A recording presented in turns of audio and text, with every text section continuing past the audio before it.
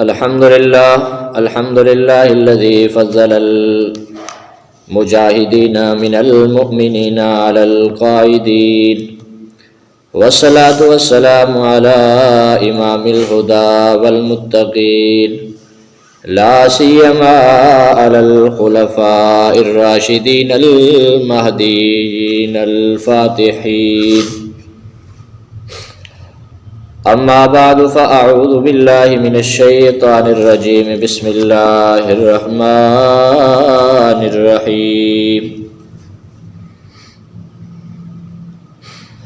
قل لا أملك لنفسي نفعا ولا ضرا إلا ما شاء الله، ولو كنت أعلم الغيب لاستكثرت من الخير وما مسني السوء إن أنا إلا نذير وبشير لقوم يؤمنون.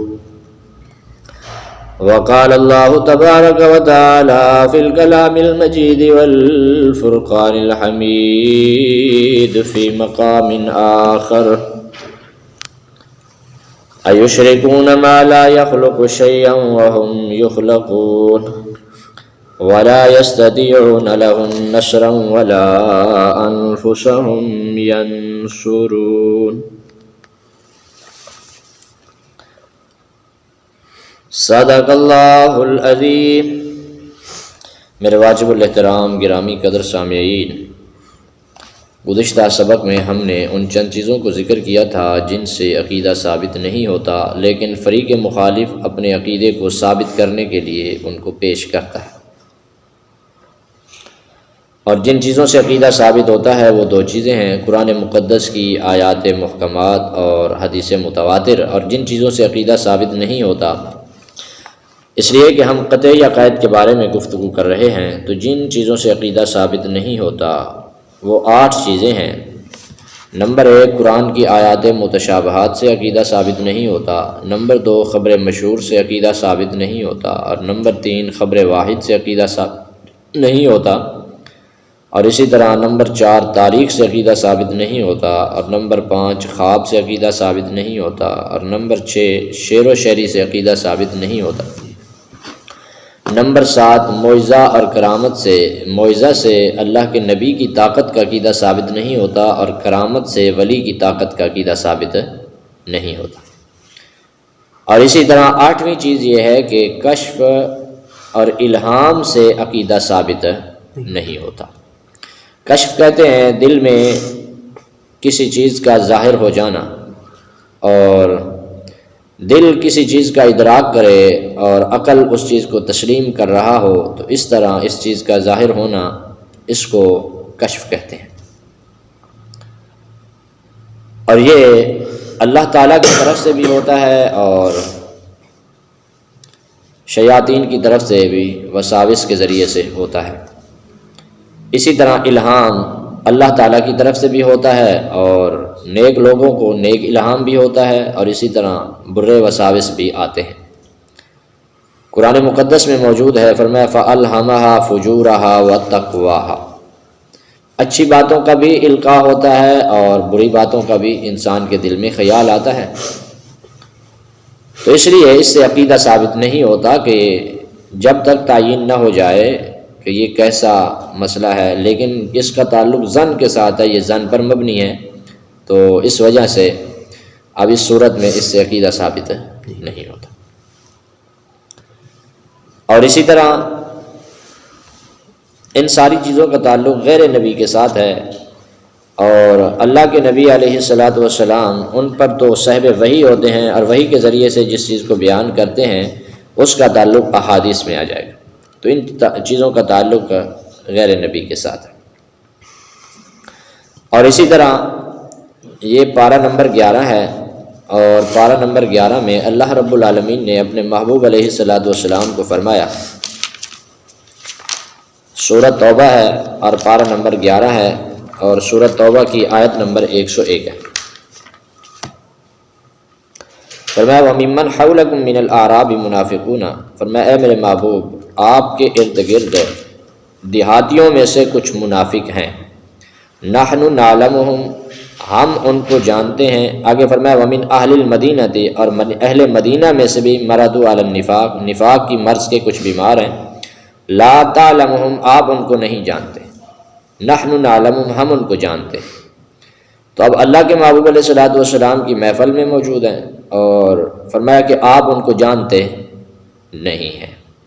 اگر کشف الہام کے ذریعے سے عقیدہ ثابت ہوتا تو فوراً معلوم ہو جاتا کہ یہ کیا ہے، یہ منافق ہے، یہ منافق ہے۔ فرمایا آپ نہیں جانتے، ہم ان کو کیا کرتے ہیں، جانتے ہیں۔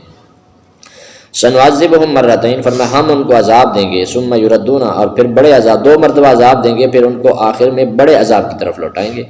تو یہاں اس چیز کے بارے میں بتا دیا، فرمایا کشف الہام اچھی چیز کا بھی ہوتا ہے، بری چیز کا بھی ہوتا ہے، لیکن اس کا عقیدے سے تعلق نہیں ہے، اس لیے کہ ظن پر مبنی ہے، ہو سکتا ہے کہ درست ہو سکتا ہے کہ درست نہ ہو۔ قرآن مقدس میں آخری صورتوں میں موجود ہے، سورۃ الناس موجود ہے، اور اسی طرح سورۃ الفلق میں موجود ہے۔ سورۃ الناس میں فرمایا اے میرے محبوب آپ یوں کہیے اعوذ برب الناس، میں پناہ چاہتا ہوں لوگوں کے رب کی، مالک الناس، اور لوگوں کے مالک کی، الہ الناس، لوگوں کے الہ کی، من شر الوسواس الخناس، تمام ان خناس انسان یا جن ان کے وسوسوں سے، الذی یوسوس فی صدور الناس، جو وہ ان کے وسوسوں کے شر سے، جو وہ وسوسے فی صدور الناس لوگوں کے دلوں میں پیدا کرتے ہیں۔ تو اس لیے لوگوں کے دلوں میں شیاطین وسوسے ڈالتے ہیں، اور ان وسوسوں سے کیا کرتا ہوں میں، اے اللہ تیری پناہ مانگتا ہوں۔ قل اعوذ برب الناس مالک الناس الہ الناس من شر الوسواس الخناس۔ تو اللہ پاک نے اپنے محبوب پیغمبر کو سکھائی، اور خود اللہ کے محبوب پیغمبر اس لیے ایک دعا مانگ رہے ہیں۔ تو اس لیے وسوسوں سے، شیطان کے وسوسوں سے کوئی بھی محفوظ ہو سکتا نہیں ہے، اور اس وجہ سے الہام القاء دونوں صورتوں میں اچھا بھی ہوتا ہے اور برا بھی ہوتا ہے، تو اس سے عقیدہ ثابت ہوتا نہیں ہے، اس لیے اس کا تعلق کس کے ساتھ ہے بھائی، ظن کے ساتھ۔ جب اس چیز کو بیان فرما دیا کہ وسوسہ اور یہ ساری چیزیں ان کا تعلق ظن سے ہے، اور جو ظنی چیزیں ہیں ان سے عقیدہ ثابت نہیں ہوتا، تو اب اس صورت میں یہ ساری وہ چیزیں ہیں کہ جن کو فریق مخالف اکثر طور پر اپنے عقیدے کو ثابت کرنے کے لیے پیش کرتا ہے، لیکن ان سے عقیدہ ثابت ہوتا نہیں۔ ہم ان عقائد کی بات کر رہے ہیں کہ جو قطعی عقیدے ہیں، کہ جس کے انکاری پر کفر کا فتویٰ آتا ہے، اور اگر اس کا عقیدہ محکم آیات اور حدیث متواتر کے مطابق ہو تو اس کو مسلمان تسلیم کیا جاتا ہے، اگر ان کے مطابق نہ ہو تو پھر اس کو کیا ہے، غیر مسلم، یعنی اس کا اسلام سے تعلق نہیں۔ تو اس لیے ان چیزوں کا ذکر کرنا ضروری تھا۔ اب پیچھے ایک بات گزر گئی تھی، معجزہ اور کرامت سے طاقت کا عقیدہ ثابت نہیں ہوتا۔ تو اس میں بارے میں آپ ایک بات ذہن میں رکھیں کہ ہمیشہ فریق مخالف ہمیشہ یہ دھوکہ دیتا ہے کہ دیکھو ہم اولیاء کے لیے، انبیاء کے لیے جو طاقت مانتے ہیں، غیبی طاقت، ایک تو ظاہری طاقت ہے، جیسے ظاہری طور پر اگر کسی طالب کو میں کہہ دوں کہ بھائی مجھے پانی پلا، اب وہ اللہ پاک نے ہر انسان کو اختیار دیا ہے اور اتنی طاقت دی ہے، اور پھر اس اختیار کی بنیاد پر انسان سے جن جن چیزوں میں اختیار دیا ہے ان چیزوں میں کل قیامت والے دن انسان سے سوال بھی کرے گا کہ تم نے اپنے اختیار سے یہ نیک عمل کیے ہیں یا نہیں کیے ہیں، اور جن چیزوں میں اللہ پاک نے انسان کو اختیار نہیں دیا تو ان چیزوں کے بارے میں سوال بھی نہیں ہوگا۔ اور ان کو ما تحت الاسباب بھی کہتے ہیں اور ظاہری طاقت بھی کہتے ہیں، یعنی سبب کے اعتبار سے۔ تو اب اس صورت میں فریق مخالف اولیاء انبیاء کے لیے غیبی طاقت مانتا ہے، یعنی بغیر سبب کے، یعنی معجزہ میں نے بتایا تھا آپ کو، یعنی خرق عادت چیز کو کہتے ہیں، اور جہاں کوئی سبب نہ پایا جائے، کوئی عادت نہ پائی جائے، بغیر عادت کے کیا ہے وہاں اس طاقت کو مانتا ہے۔ اب اس کو آسانی سے سمجھے گے، فریق مخالف کا دعویٰ یہ ہے کہ اللہ پاک نے مریض کو شفا دینے کی طاقت نیک لوگوں کو پاس رکھی ہے، وہ چاہیں تو کسی کو کیا دے دیں، شفا دے دیں۔ تو اسی طرح اب بیمار کو شفا دینا یہ طاقت اللہ تعالیٰ کے پاس ہے، اور قرآن کی آیات میں بھی موجود ہے، فرمایا حضرت ابراہیم علیہ السلام نے فرمایا وَإِذَا مَرِضْتُ فَهُوَ يَشْفِينِ، جب میں مریض ہوتا ہوں تو مجھے وہ کیا دیتا ہے، شفا دیتا ہے، یعنی میرا رب وہ ہے۔ حضرت ابراہیم علیہ السلام نے یہ نہیں کہا کہ اللہ پاک نے مجھے طاقت عطا کر دی ہے اور اب میں خود کیا ہو جاتا ہوں، ٹھیک ہو جاتا ہوں، یہ نہیں کہا، بلکہ کیا کہا ہے کہ مجھے وہ شفا دیتا ہے۔ تو اس طرح فریق مخالف اور ظاہری طاقت کہتے ہیں، جیسے ابھی میں کسی کو کہہ دوں بھائی پانی پلاؤ، تو ایک طالب پانی اب پلانے کی اس کے پاس طاقت ہے، یہ سبب ہے، اور سبب کے ساتھ وہ پانی پلا سکتا ہے۔ ما فوق الاسباب طاقت یہ ہے۔ اب اسی طرح ایک آدمی بیمار ہے، بیمار کو ڈاکٹر تک لے جانا یہ سبب کے تحت ہے، ڈاکٹر کا دوائی دینا یہ سبب کے تحت ہے، اور دوائی سے کھانے کے بعد اب اس آدمی کو شفا مل جانا یہ شفا اللہ پاک کی طرف سے، یہ دوائی میں شفا نہیں ہے۔ اس لیے کہ بہت سارے آدمی ایک ہی بیماری میں ڈاکٹر وہی دوائی دیتے ہیں لیکن اس سے ان کو شفا ہوتی، دوائی کا کھانا یہ سبب ہے، اور شفا کا مل جانا یہ کیا ہے، یعنی اللہ تعالیٰ کی طرف سے عطا ہے اور اللہ تعالیٰ کی طرف سے مدد ہے۔ جب تک اللہ تعالیٰ کی ذات نہیں چاہے گی تو آدمی لاکھ دوائی کھاتا رہے تو اس کو شفا ہوتی نہیں، اور اگر اللہ تعالیٰ کی ذات چاہے تو بغیر دوائی کے بھی کیا دے دیتی ہے، شفا دے دی۔ تو اسی طرح یعنی شفا کا مل جانا، صحت کا مل جانا، بیماری کا آنا، یہ ساری طاقت کس کے ہاتھ میں ہے بھائی؟ اللہ رب العالمین کے ہاتھ میں۔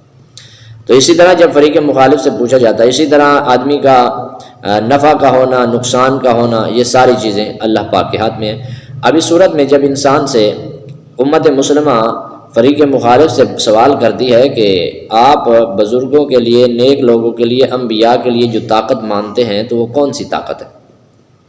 تو فریق مخالف قرآن کی آیات میں تعویل کرتا ہے، محکم آیات میں تعویل کرتا ہے، حالانکہ تعویل کس میں ہوتی ہے؟ متشابہ میں، اور یہ محکم میں تعویل کرتے ہیں۔ اور تعویل کرتے ہوئے کیا کہتے ہیں؟ دیکھیں جی، قرآن مقدس میں جو آیات میں طاقت کی نفی ہے، جہاں کہا گیا کہ ان کے پاس طاقت نہیں ہے، قرآن مقدس میں بیان کیا گیا، فرمایا کہ جن کو تم پکارتے ہو ان کے پاس تو طاقت نہیں ہے۔ ایک آیت میں فرمایا ما یملکون من قطمیر، فرمایا یہ کھجور کی گٹھلی کے بھی مالک نہیں ہے۔ تو فریق مخالف نے کہا دیکھو یہ جو طاقت کی نفی کی گئی ہے یہ ذاتی طاقت کی نفی کی گئی ہے، اور ہم جو طاقت مانتے ہیں وہ عطائی مانتے ہیں۔ توجہ رکھیں گے پھر بات سمجھ میں آ جائے گی۔ یعنی فریق مخالف نے طاقت کو دو حصوں میں کیا کر لیا؟ تقسیم کر لیا۔ دو حصوں میں تقسیم کر کے کہا کہ قرآن مقدس میں جس طاقت کی نفی کی گئی ہے اس طاقت کو کیا کہتے ہیں؟ ذاتی طاقت، اور ہم جو طاقت ان کے لیے اولیاء انبیاء کے لیے مانتے ہیں وہ عطائی طاقت ہے، کہ اللہ پاک کی عطا سے ان کے پاس کیا ہیں؟ خزانے ہیں، اور جب یہ چاہیں جس کو چاہیں بیمار کو شفا دے دیں، جس کو چاہیں نفع دے دیں، جس کو چاہیں نقصان دے دیں۔ تو اب اللہ پاک نے ان کو طاقت عطا کر دی ہے، یہ اللہ کی عطا سے کرتے ہیں، اور ذاتی طاقت اللہ پاک کی ہے۔ اب بات سمجھ میں آ گئی؟ تو لہٰذا اس وجہ سے جب ذاتی طاقت اللہ تعالیٰ کی ہے، عطائی طاقت ان کی ہے، تو اب ہم شرک نہیں کرتے۔ مشرک تب ہوتے جب ہم اللہ کے لیے بھی ذاتی طاقت مانتے اور ان کے لیے بھی کون سی طاقت مانتے؟ ذاتی۔ تو ان کے لیے ہم عطائی طاقت مانتے ہیں اور اللہ تعالیٰ کے لیے ذاتی طاقت مانتے ہیں، تو لہٰذا اس وجہ سے ہم مشرک نہیں ہیں۔ مشرکین کا کہنا یہ تھا۔ اب بات سمجھ میں آئی؟ اب جب ذاتی اور عطائی طاقت کی صورت میں فریق مخالف نے یہ تقسیم کی تو امت مسلمہ نے فریق مخالف سے سوال کیا کہ دیکھو بھائی اب ذاتی اور عطائی، تو ہر فریق مخالف کا جتنا بھی مذہب، باطل کا جتنا بھی مذہب ہے، اس کی آخری جا کر یہی صورت نکلتی ہے، ذاتی اور عطائی۔ یعنی ہم ان سے پوچھیں گے کہ دیکھو بھائی اولاد دینا کس کے ہاتھ میں ہے؟ اللہ تعالیٰ کے ہاتھ میں۔ تو تم کہتے ہو کہ اگر پیر کی قبر پہ جاؤ تو پیر اولاد دیتا ہے، کہتے ہیں نہیں ہم یہ نہیں کہتے، ہم یہ کہتے ہیں کہ پیر اللہ رب العالمین کے پاس تو ذاتی طاقت ہے، اور پیر کے پاس کون سی طاقت ہے؟ عطائی طاقت۔ تو ہم ان پیر صاحب کے لیے عطائی طاقت مانتے ہیں، ذاتی نہیں مانتے۔ اسی طرح بھائی آپ کہتے ہیں فلاں دربار پہ چلے جائیں تو وہاں آپ کو شفا ملتی ہے، تو کہتے ہیں دیکھو بھائی اللہ تعالیٰ کے پاس ذاتی طاقت ہے اور پیر صاحب کے پاس کون سی طاقت ہے؟ عطائی۔ تو ہم ان سے عطائی طاقت مانتے ہیں، لہٰذا ہم شرک نہیں کرتے، ہم مشرک نہیں ہیں۔ تو یہ ان لوگوں نے فرق کیا۔ اب اس بات کو سمجھیں گے۔ اسی طرح معجزے میں بھی ان کا کہنا یہ ہے کہ اللہ پاک کے پاس ذاتی طاقت ہے اور ان کے پاس عطائی طاقت ہے۔ تو اب ہم اس چیز کو آسانی سے سمجھیں گے فریق مخالف سے سوال کی صورت میں۔ سب سے پہلے یہ چیز ہے کہ انسان اللہ کے محبوب پیغمبر صلی اللہ علیہ وسلم کے پاس جتنی بھی چیزیں موجود ہیں، نبوت ہے، جسم ہے، اور اسی طرح اولاد ہے، صحت ہے، تو یہ ساری کی ساری چیزیں ہیں، ان میں فریق مخالف خود فرق واضح کرے کہ کون سی چیزیں اللہ کے نبی علیہ السلام کی ذاتی ہیں اور کون سی چیزیں عطائی ہیں۔ بات سمجھ میں آئی؟ اب ہم ان کا رد کر رہے ہیں، سمجھ آ گئی؟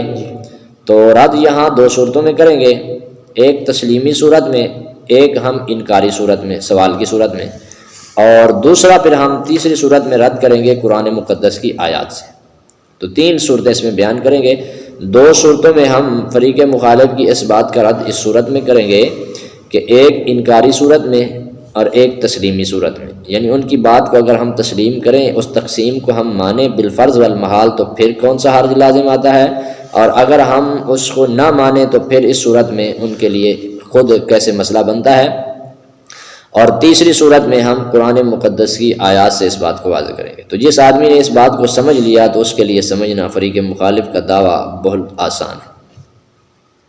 تو ہم سب سے پہلے فریق مخالف سے پوچھیں گے کہ انسان کی کون سی چیزیں ذاتی ہیں اور کون سی عطائی ہیں؟ بھائی بتائیں آپ، جو بھی انسان ہے، اللہ کے محبوب پیغمبر ہیں، نبی ہیں، ولی ہیں، ان کا اپنا جسم ذاتی ہے یا اللہ کی عطا ہے؟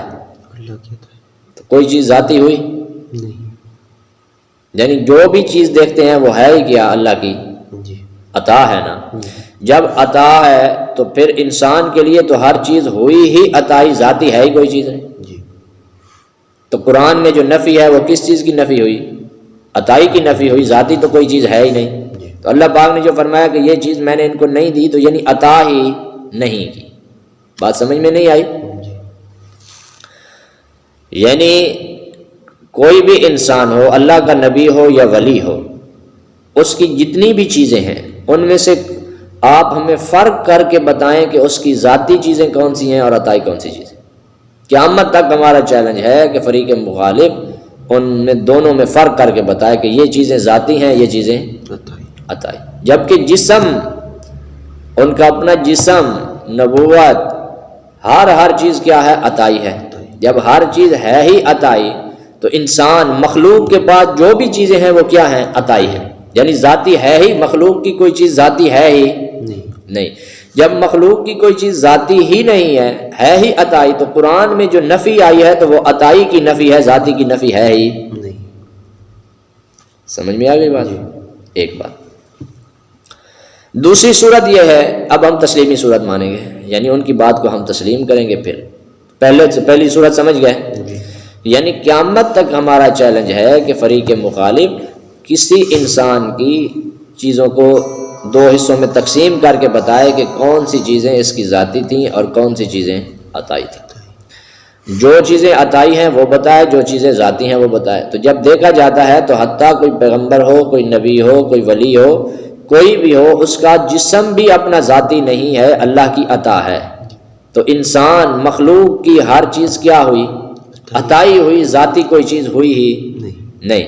جب ذاتی کوئی چیز انسان کی ہے ہی نہیں، انسان کے پاس ہر چیز ہے ہی عطا، تو قرآن میں جو نفی ہے وہ کس چیز کی نفی ہے بھائی؟ عطائی کی نفی ہے، ذاتی کی نفی نہیں ہے۔ اب بات سمجھ آ گئی؟ اب دوسری صورت میں چلتے ہیں۔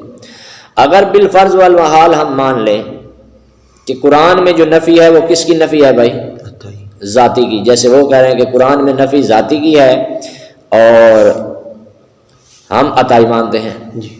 تو اب ہم سوال کرتے ہیں کہ انسان کے پاس جب اللہ تعالیٰ نے انسان کو اختیار دے دیا، بھائی یہ معجزہ آپ اپنے اختیار سے ظاہر کریں گے، جو بھی چیز، یعنی انسان کا جسم ہے، جب اللہ پاک نے انسان کو جسم دے دیا، اختیار دے دیا، تو اب اللہ کی عطا تھی اور انسان کو جب اختیار مل گیا تو اب اس کے اپنے اختیار میں آ گئی، تو اب کیا ہو گئی؟ ذاتی ہو گئی۔ اب جب اس کے اختیار میں آئی، ذاتی ہوئی، کیا ہو گئی؟ ذاتی۔ تو آپ خود کہہ رہے ہیں کیونکہ یہ اپنے اختیار سے جو چاہے گا کام کرے گا، تو اب اس کی کیا ہوئی؟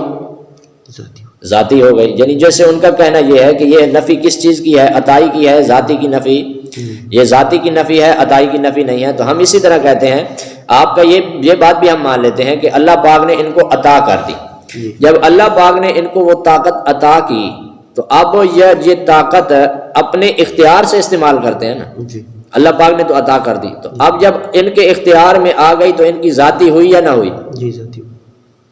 جیسے جسم جب آ گیا تو ان کا ذاتی ہو گیا، تو اسی جب وہ طاقت ان کے اختیار میں آئی تو اب کیا ہو گئی؟ ذاتی۔ اور آپ یہ خود پہلے کہہ چکے ہیں کہ قرآن میں نفی کس چیز کی ہے؟ ذاتی کی ہے۔ بات سمجھ آ گئی؟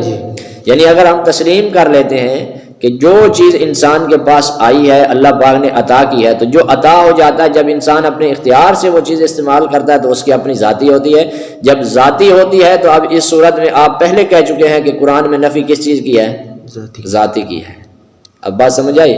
تو طاقت کی دونوں صورتیں، ذاتی اور عطائی، تسلیمی صورت میں بھی اور انکاری صورت میں بھی ہم نے اس کا جواب دے دیا۔ اور فریق مخالف سے پوچھا تو قیامت تک فریق مخالف کے پاس اس کا کوئی جواب موجود نہیں ہے۔ یہ تو یہ صورت تھی کہ اگر ہم تسلیمی صورت میں مانیں یا انکاری صورت میں، کہ آپ خود بتائیں کہ انسان کی چیزوں میں فرق کریں کہ کون سی چیزیں ذاتی ہیں اور کون سی چیزیں عطائی ہیں۔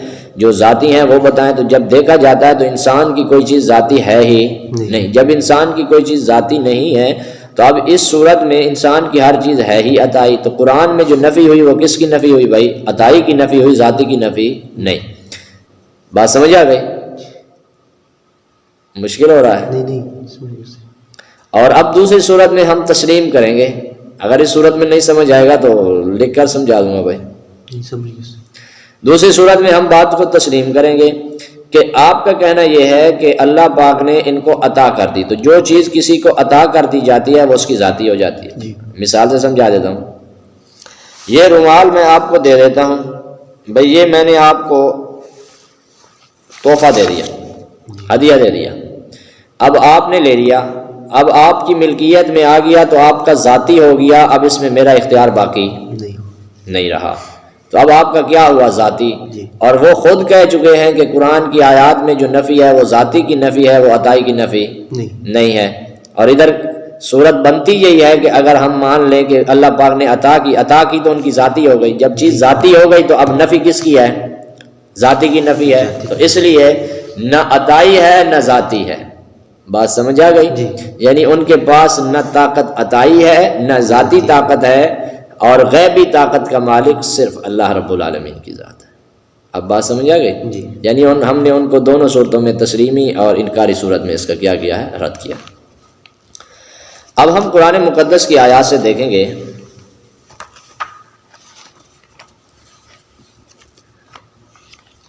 اور اگر فریق مخالف یہ کہے کہ اس طرح نہیں ہے تو مشرکین مکہ بھی یہی عقیدہ رکھتے تھے۔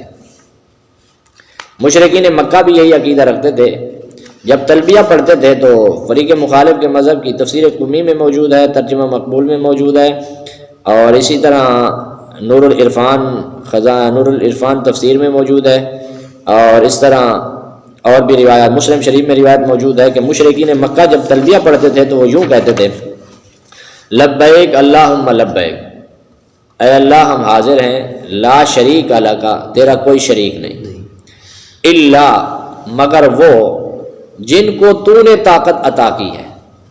یعنی مشرکین مکہ جو عبادت کرتے تھے وہ بھی عطائی طاقت کے قائل تھے۔ بات سمجھ آ گئی کہ اللہ پاک نے ان کو طاقت عطا کی ہے، اور اللہ کی عطا کردہ طاقت سے یہ کیا کرتے ہیں؟ حاجت روائی کرتے ہیں، مشکل کشائی کرتے ہیں، بیماری سے شفا دیتے ہیں، رزق دیتے ہیں، برکت دیتے ہیں، خوشی دیتے ہیں، غمی دیتے ہیں۔ یعنی ان کا نظریہ بھی یہی تھا کہ یہ عطائی طاقت سے کرتے ہیں۔ اب بات سمجھ آ گئی؟ اسی طرح یہ سورت الجن ہے، پارہ نمبر 29 ہے، اور فرمایا کہ قل انی لا املک لکم، فرمایا کہہ دیجیے اے میرے محبوب، بے شک میں تمہارے لیے مالک نہیں ہوں، ذرا ولا رشدا، نفع نقصان کا کچھ بھی میں مالک نہیں ہوں۔ کہہ دیجیے انی لن یجیرنی من اللہ احد، بے شک میں اللہ سے کسی ایک کو بچا سکتا نہیں ہوں۔ فرمایا میں کسی چیز کا بھی اور اس کے علاوہ میں کسی کا کوئی ٹھکانہ بھی نہیں پاتا۔ فرمایا میں نفع نقصان کا کچھ بھی مالک نہیں ہوں۔ یہاں اس چیز کو بیان کیا، اور اسی طرح دوسری آیات میں بیان فرمایا کہ ہمارے پاس ذاتی طاقت بھی نہیں ہے اور عطائی طاقت بھی نہیں ہے، کہ اگر عطائی طاقت ہوتی تو دوسرے مقام پہ فرمایا وَإِن كَانَ كَبُرَ عَلَيْكَ اعراضهم، فرمایا اگر آپ پر ان کا اعراض کرنا مشکل گزرتا ہے، فإن استطعت، اگر آپ طاقت رکھتے ہیں، تو اگر عطائی طاقت بھی ہوتی تو پھر بھی مشکل ہے، تو عطائی طاقت کی بھی کیا کر دی ہے، نفی کر دی ہے کہ ان کے پاس عطائی طاقت ہی نہیں. اگر عطائی طاقت ہوتی تو پھر یہ کہنے کی ضرورت ہی نہیں ہے کہ آپ کے اوپر گرا گزرتا ہے. بات سمجھ آ گئی؟ اسی طرح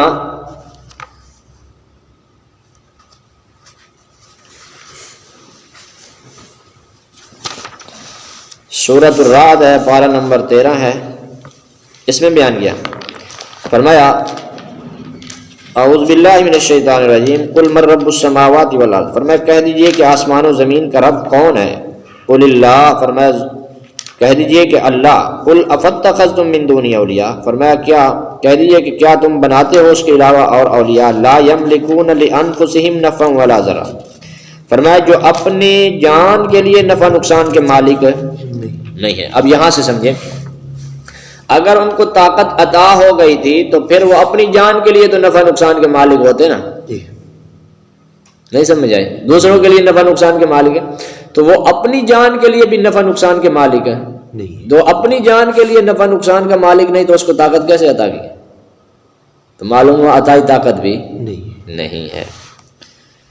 لا یملکون لانفسہم نفعا ولا ضرا قل هل یستوی الاعمی والبصیر، فرمایا کیا دیکھنے والا اور اندھا برابر ہو سکتے ہیں؟ تو اندھے کے ساتھ ان کو مثال دی ہے، فرمایا ان کے اپنی جان کے لیے بھی طاقت ہے، نفع نقصان کی طاقت نہیں. تو جس کے پاس اپنی جان کے لیے نفع نقصان کی عطائی طاقت نہیں ہے تو دوسروں کے لیے اس کے پاس کیسے ہوگی؟ اب بات سمجھ آ گئی؟ اسی طرح یہ سورۃ الرعد ہے اور سورۃ رعد کی آیت نمبر 16 ہے، پارہ نمبر 13 ہے، اور دوسرے مقام پر بیان فرمایا ہے، پارہ نمبر 9 ہے، سورۃ الاعراف ہے.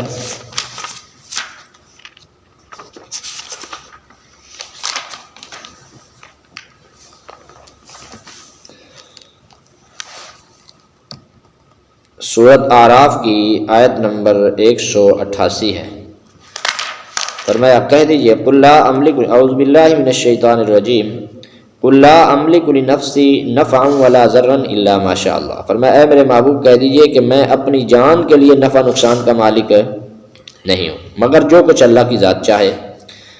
ولو کنت عالم الغیب، اگر میں غیب کو جانتا ہوتا، لاستکثرت من الخیر، میں بہت ساری بھلائیوں کو جمع کر لیتا، وما مسنی السوء، اور مجھے کبھی بھی تکلیف نہ پہنچتی.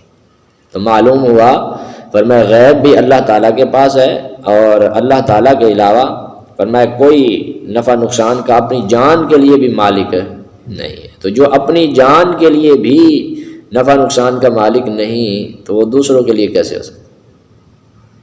بات سمجھ؟ اگر عطائی طاقت تھی تو پھر اپنی جان کے لیے تو نفع نقصان کا مالک ہوتا. یہ غیبی صورت کی ہم بات کر رہے ہیں. ظاہری صورت میں تو اللہ پاک نے ہر انسان کو بتایا یہ تمہارے لیے نفع، یہ جتنی طاقت دی ہے وہ تو ہر کسی کے لیے عام ہے. ظاہری طاقت کی تو بات ہی نہیں ہے. یہ کس کے لیے؟ یعنی جو ما تحت الاسباب اس کی بات نہیں ہے، ما فوق الاسباب غیبی طاقت کی کیا کر رہے ہیں ہم بات کر رہے ہیں. اسی طرح آگے والی آیت میں فرمایا ایشرکون ما لا یخلق شیئا، فرمایا کیا وہ شریک کرتے ہیں ان کو جنہوں نے کچھ بھی بنایا نہیں ہے، وہم یخلقون، وہ خود مخلوق ہیں، ولا یستطیعون لهم نصرا، فرمایا وہ ان کی مدد کرنے کی طاقت نہیں رکھتے. طاقت مدد کرنے کی طاقت نہ ذاتی نہ عطائی. جہاں مطلق نفی کر دی فرمایا ذاتی بھی نہیں رکھتے اور عطائی، فرمایا ولا انفسهم، اور اپنی مدد کی طاقت بھی، یعنی اپنی مدد خود کر لیں، فرمایا اس کی طاقت بھی وہ رکھتے نہیں ہے. آگے والی آیت میں ارشاد فرمایا، یہ آیت نمبر سورۃ اعراف ہے، پارہ نمبر 9 ہے، اور سورۃ اعراف کی آیت نمبر 192 ہے. اور دوسری آیت نمبر 197 ہے، یہی سورۃ اعراف ہے، پارہ نمبر 9 ہے. فرمایا والذین تدعون من دونہ، اور جن کو وہ پکارتے ہیں اس کے اللہ تعالیٰ کی ذات کے علاوہ، لا یستطیعون نصرکم، فرمایا جن کو تم پکارتے ہو اللہ تعالیٰ کے علاوہ وہ تمہاری مدد کی طاقت نہیں رکھتے، ولا انفسہم، اور نہ وہ اپنی مدد کی طاقت رکھتے ہیں۔ بات سمجھ آ گئی؟ یعنی خود اپنی مدد کرنے کی طاقت بھی نہیں رکھتے اور دوسروں کی مدد کی بھی طاقت، نہ ذاتی اور نہ عطائی۔ ذاتی کا بھی کیا کر دیا؟ انکار کر دیا، اور عطائی کا بھی یعنی مطلق اس چیز کو بیان کر دیا۔ اسی طرح بھائی دوسرے مقام پر بیان فرمایا ہے، فرمایا ان کے پاس تو اتنی طاقت بھی نہیں ہے، فرمایا اس قدر کمزور ہیں، اگر ان کے کھانے میں سے، پہلے فرمایا کہ یا ایھا الناس ضرب مثل فاستمعوا له ان الذين تدعون من دون الله لن يخلقوا ذبابا ولو اجتمعوا له، فرمایا اگر سارے کے سارے جمع ہو جائیں تو ایک مکھی بھی بنا سکتے نہیں، یعنی عطائی طاقت اگر ان کے پاس ہوتی تو وہ مکھی بناتے نا، یہاں تو پیر صاحب پورا بیٹا دیتا ہے اور ادھر مکھی بھی بنا سکتا نہیں ہے۔ فرمایا اگر ولو اجتمعوا له، فرمایا اگر وہ سارے جمع ہو جائیں تو ایک مکھی بنانے کی طاقت بھی ان کے پاس نہیں ہے۔